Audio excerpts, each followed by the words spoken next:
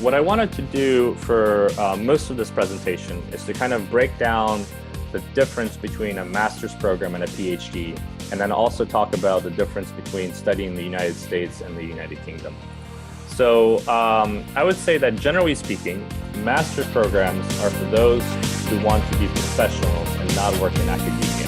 And what I mean by that is that if you're doing a master's in international relations, you're looking to do everything from being a banker and working in international finance to maybe working for a nonprofit, for an NGO.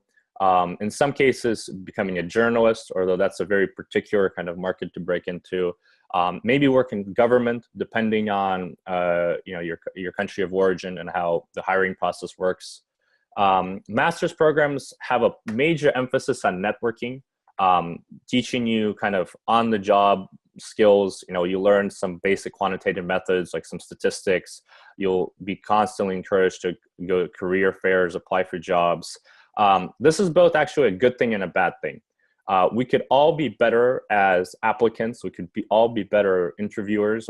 These are good skills.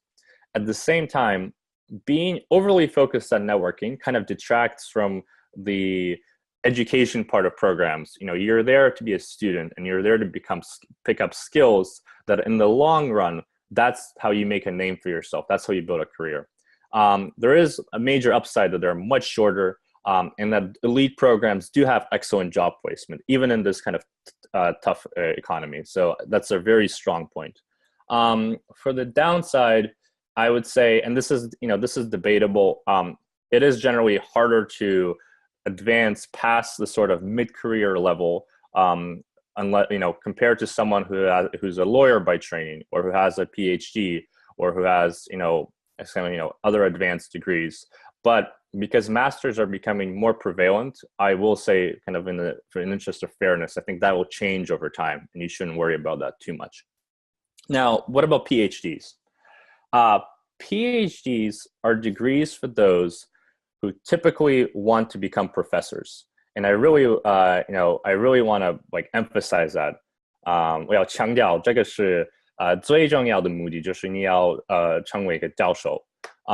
Because if you are not at all interested in the academia, this long period, this is their downside. They're much longer.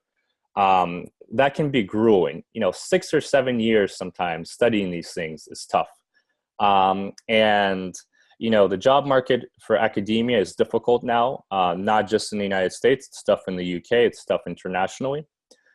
So you have to know that. You don't need to have. You can't have those illusions.